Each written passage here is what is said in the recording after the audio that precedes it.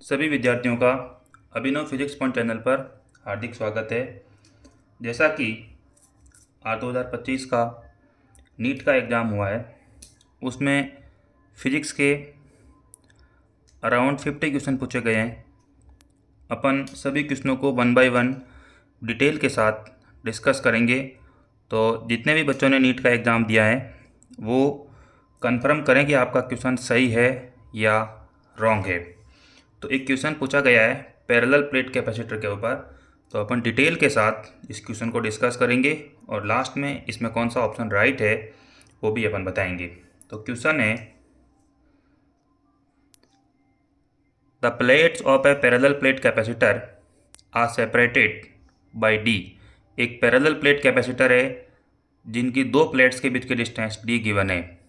To slabs of different dielectric constant K1 और K2 with thickness 3D/8 and D/2। दो dielectric slab हैं, एक का डाइलेक्ट्रिक कांस्टेंट K1 है, दूसरी का K2 है। पहली 3D/8 डिस्टेंस के अंदर फिल किया गया है और दूसरी D/2 डिस्टेंस के अंदर फिल की गई है respectively, are inserted in the capacitor. Due to this the capacitance become 2 times larger than when there nothing between the plates. Means अपन जब इन डाइलेक्ट्रिक स्लेब को पैरेलल प्लेट कैपेसिटर के अंदर फिल करते हैं तो जो न्यू कैपेसिटेंस आएगी वो 2 times हो जाएगी जब इनके बीच में कुछ भी फिल नहीं किया हुआ हो।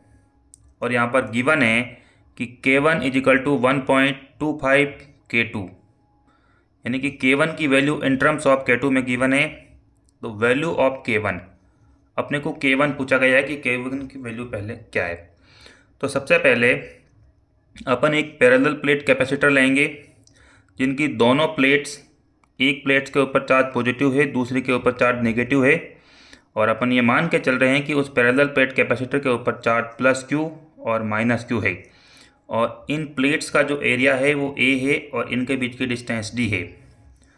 तो हालांकि अपन इसका डेरिवेशन नहीं करेंगे, तो capacitance of parallel plate capacitor when nothing between them, यानी कि इनके बीच में कुछ भी फिल नहीं किया हुआ हो, वैक्यूम हो, तो अपन सभी जानते हैं कि इस प्लेट का जो कैपेसिटेंस होती है उसकी वैल्यू C0 के द्वारा अपन डिनोट करेंगे और इसकी वैल्यू ε0 A/D होती है। यह बहुत ही वेल नोन फार्मूला है और जो बच्चे नीट की तैयारी करते हैं और जो बच्चे CBSE एग्ज़ाम में पढ़ते हैं बैठते हैं वो इस फॉर्मूले को जानते भी हैं, बहुत वेल नोन फार्मूला है। तो इस फॉर्मूले को आप मेमोराइज रखें। A यहाँ पर एरिया ऑफ द प्लेट है, D यहाँ पर डिस्टेंस बिटवीन प्लेट से। अब क्वेश्चन में ये बोला गया है कि जो डाइलेक्ट्रिक स्लेब जिसकी डाइलेक्ट्रिक कांस्टेंट K1 है वो इस प्लेट्स के बीच में, इस प्लेट्स का एरिया प्लस Q और इसके ऊपर माइनस Q, 3D/8 डिस्टेंस के अंदर K1 डाइलेक्ट्रिक स्लेब फिल की हुई है और D/2 के अंदर K2 डाइलेक्ट्रिक स्लेब फिल की हुई है, और जो रिमेनिंग स्पेस है उसके अंदर अब भी वैक्यूम है। तो सबसे पहले अपन इस कैपेसिटर का कैपेसिटेंस कैलकुलेट करेंगे अपन, उसी के बाद इस क्वेश्चन को अपन आगे प्रोसीड कर पाएंगे।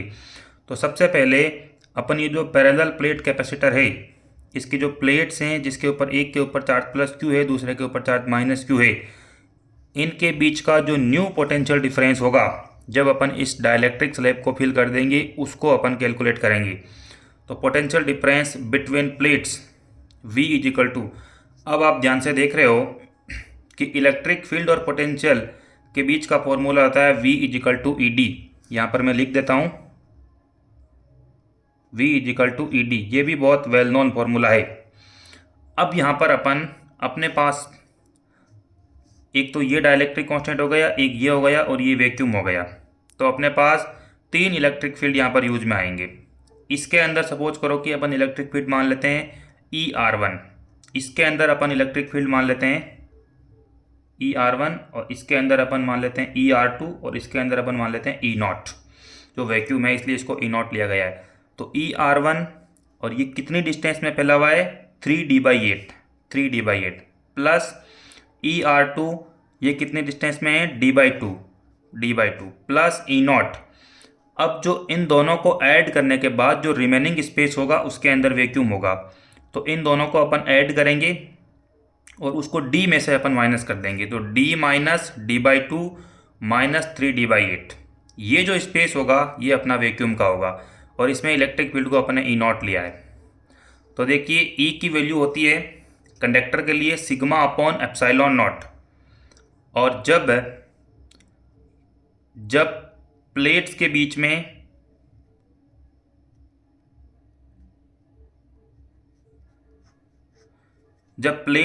में डाइलेक्ट्रिक फिल कर देते हैं तो उसकी वैल्यू हो जाती है sigma upon epsilon naught epsilon R. ये एप्सिलॉन आर डाइलेक्ट्रिक कांस्टेंट है और यहाँ पर क्वेश्चन के अंदर K1 और K2 गिवन है, तो अपन K1 और K2 के द्वारा ही इसको प्रोसीड करेंगे।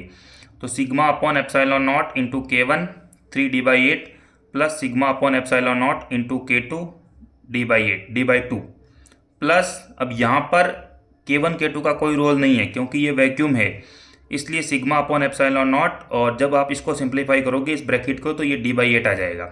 इसको आप अलग से सिंप्लीफाई कर लें। तो देखिए यहाँ पर वैल्यू आ गई। जब अपन इसको सिंप्लीफाई करेंगे तो ये वैल्यू आ जाएगी अपने पास sigma upon epsilon not d/8 3/K1 plus 4/K2 plus 1।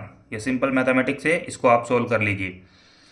Next देखिए, जो सिग्मा होता है, जो सरफेस चार्ज डेंसिटी है वो चार्ज पर यूनिट एरिया होती है। तो सिग्मा इजिकल टू प्लेट्स का एरिया यहाँ पर ए लिया गया है और एक प्लेट्स के ऊपर चार्ज प्लस क्यू है, तो सिग्मा की वैल्यू होगी Q/A। अब अपन कैलकुलेट करेंगे capacitance of capacitor when dielectric slab inserted between them.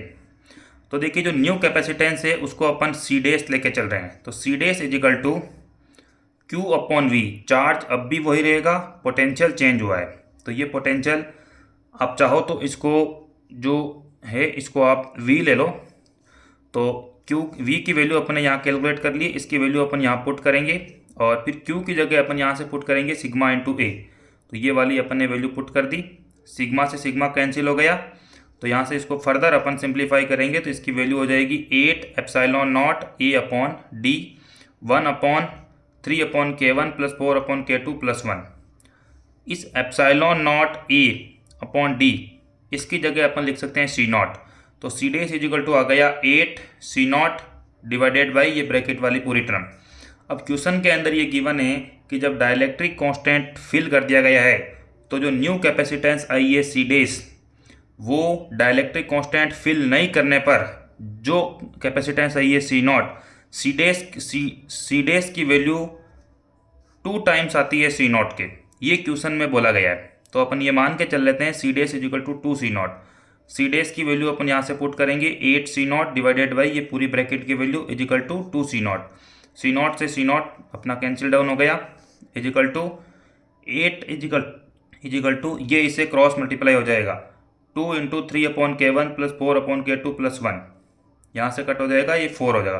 तो 4 इजिकल टू आ जाएगा 3/K1 प्लस 4/K2 प्लस 1। अब देखिए यहाँ पर वैल्यू गिवन है K1 equal to 1.25 into K2। तो K1 की जगह अपन ये वाली वैल्यू पुट करेंगे 4 इजिकल टू 3/K1 की जगह 1.25 into K2 plus 4/K2 plus 1। इसको आप क्रॉस मल्टीप्लाई करोगे K2 से, तो 4K2 is equal to 3/1.25 plus 4 plus K2, पूरी इक्वेशन को K2 से क्रॉस मल्टीप्लाई किया है।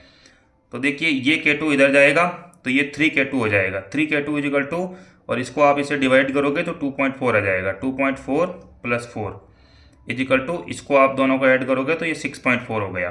तो यहाँ से देखिए K2 आ गया अपना 6.4/3 इस वाले फॉर्मूले से, इजिकल टू इसको अपन ने सिंप्लीफाई किया 64/30 इजिकल टू 32/15।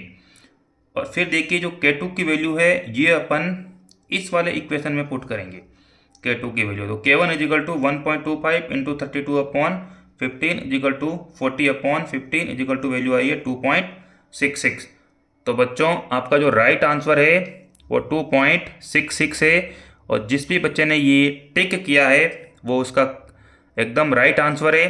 तो जितने भी नीट एस्पिरेंट हैं उन सभी के साथ इस क्वेश्चन को शेयर करें ताकि सभी बच्चे अपना स्कोर कैलकुलेट कर चुके हैं कि आपकी पोजीशन क्या बन रही है। और सभी जो फिजिक्स में नीट के क्वेश्चन पूछे गए हैं वो 1 बाय 1 डिस्कस होंगे इसी चैनल के ऊपर। तो सभी बच्चों के साथ इसको शेयर करें और सब्सक्राइब करें। धन्यवाद।